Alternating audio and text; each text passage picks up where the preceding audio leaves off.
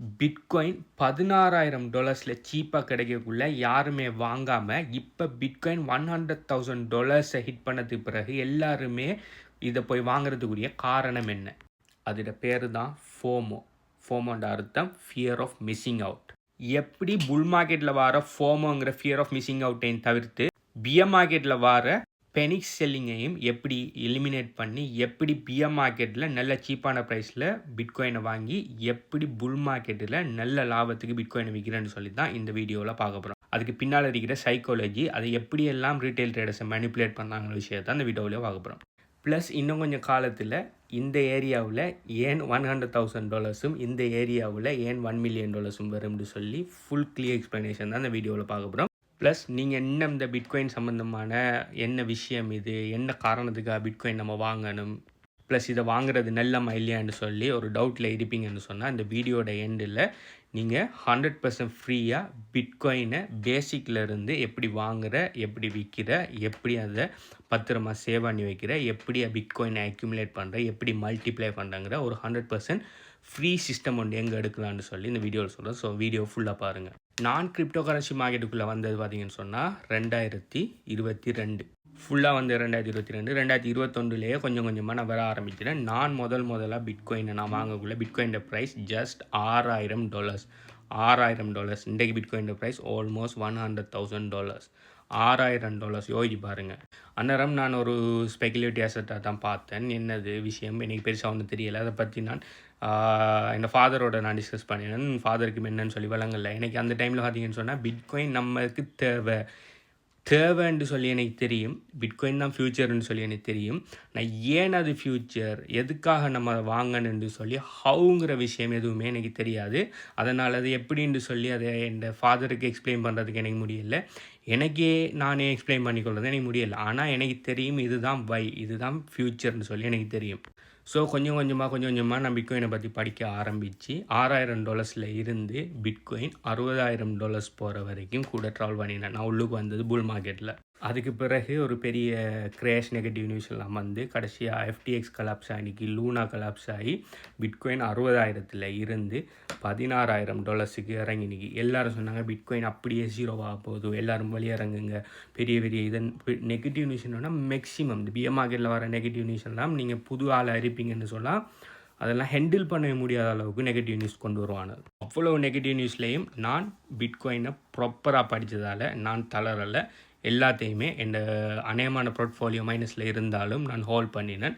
திரும்ப $16,000 இருந்து கடைசி 2 வருஷமாக கொஞ்சமாக அக்யூமுலேஷன் பீரியடில் இருந்து இப்போ 60,000 திரும்ப டச் பண்ணி அதுக்கு பிறகு திரும்ப ஒரு பொட்டம் ஒன்று எடுத்து திரும்ப இது சர்ஜ் ஆகி இப்போ $100,000 வந்துருக்கு. இப்போ ரீட்டைல் ட்ரேடர்ஸ், அதாவது உங்களை என்ன மாதிரி இருக்கிற ரீட்டைல்ஸ் ட்ரேடர்ஸோட மைண்ட் செட் எப்படி இருக்குன்னு சொன்னால், பிட்காயின் இப்படி கிரேஷ் ஒன்று நடந்து பெரிய நெகட்டிவ் நியூஸ் எல்லாம் போயிட்டு இருக்கக்குள்ள அதை வாங்குறதுக்கு மனம் வராது. ஐயோ இன்னும் குறைஞ்சிரும் நம்ம வாங்கி நட்டப்பட்டுருவோம், இன்னும் கீழே போனிக்கின்னு சொன்னால் என்ன செய்கிற. சில ஆட்களுக்கு எப்படின்னு சொன்னால் பிட்காயினில் நம்பிக்கை இருக்கும், மேலே போன நம்பிக்கை இருக்கும், ஆனால் இன்னும் கொஞ்சம் கீழே வரட்டுமே, இன்னும் கொஞ்சம் லாபமாக வரட்டுமேன்னு சொல்லி என்ன செய்வாங்க, வாங்க மாட்டாங்க இந்த ப்ரைஸில் இருக்கக்குள்ள. இன்னும் கொஞ்சம் பேருக்கு பார்த்தீங்கன்னு சொன்னால் பயம், ஐயோ 16,000 வந்துட்டு இதுக்கு மேலே ஜீரோவாக போகுது, ஐயோ இதெல்லாம் இப்போ வாங்குறேன்னு சொல்லி வாங்க மாட்டாங்க. ஆனால் வேல்ஸ் எல்லாருமே இங்கே தான் அக்யூமுலேட் பண்ணுவாங்க.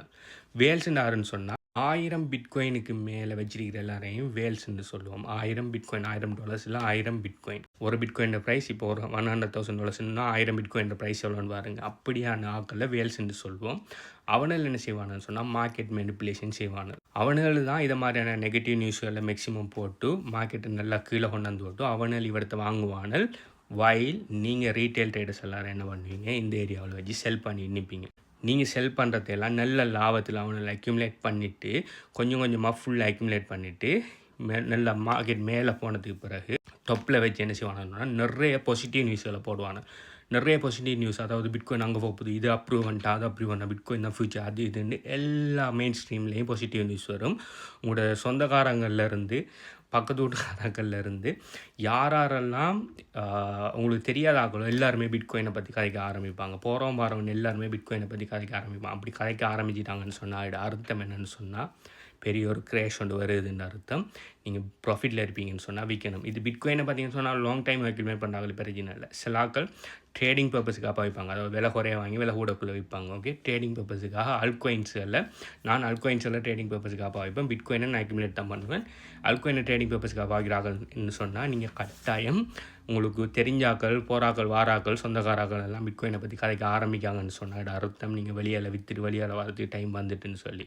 ஸோ அதுக்காக இப்போ நான் சொல்லலை $1,00,000 தான் மார்க்கெட்டோட டொப்புன்னு சொல்லி. இப்போ கரண்ட் சிச்சுவேஷனுக்குரிய ஒரு ஃபோட்டோ வந்து 16,000 அவ்வளோ சீப்பாக பிட்காயின் கிடைக்கக்குள்ளே யாருமே வாங்க மாட்டாங்க. இப்போ பிட்காயின் பார்த்தீங்கன்னு சொன்னால் $100,000 போகக்குள்ளே எல்லாருக்குமே பிட்காயின் தேவைப்படுது. அதுக்குரிய காரணம் என்னென்னா, ஐயோ பிட்காயின் 1,00,000 வந்துட்டு இப்போ 10,00,000 போகுது, 1,000,000 போனால் நம்ம மிஸ் அவுட் பண்ணிடுவோம், ஐயோ நம்ம நேரத்தோட வாங்கலையேன்னு சொல்கிறது தான் ஃபியர் ஆஃப் மிஸ்ஸிங் அவுட், ஃபோமோன்னு சொல்கிறேன். அதில் தான் நான் எல்லாருமே இப்போ ஓடி ஓடி ஓடி வாங்குறதுக்குரிய காரணம். ஸோ எல்லா பாசிட்டிவ் நியூஸையுமே ஃபுல்லாக போட்டதுக்கு பிறகு வேல்ஸ் என்ன பண்ணுவானான்னு சொன்னால், பிடிச்சி உங்களில் டம்ப் பண்ணி போட்டு என்ன செய்வானால் அவனால் ஸ்டேபிள் காயினாக மாற்றி போட்டு வெயிட் பண்ணுவானால் திரும்ப பெரிய பெரிய நெகட்டிவ் நியூஸ் எல்லாம் வந்தது பிறகு எல்லாருமே நட்டத்தில் விற்பீங்க. நீங்கள் டொப்பில் வாங்கினதை கீழே நட்டத்தில் விற்பீங்க. அதுக்கு பிறகு அவனை போய் வாங்குவாங்க. இதுதான் ஒவ்வொரு 4 வருஷத்துக்கு ஒருக்கா கண்டினியூஸாக நடந்துகிட்டு இருக்கு. இதை தான் சொல்கிறேன் பிட்காயின் சைக்கிள்னு சொல்லி. ஃபர்ஸ்ட்டுக்கு என்ன நடக்கும், ஹால்விங் வரும். ஹால்விங்கு பிறகு என்ன நடக்கும்னு சொன்னால் பிட்காயின் கொஞ்சம் கொஞ்சமாக பம்ப் ஆகும்.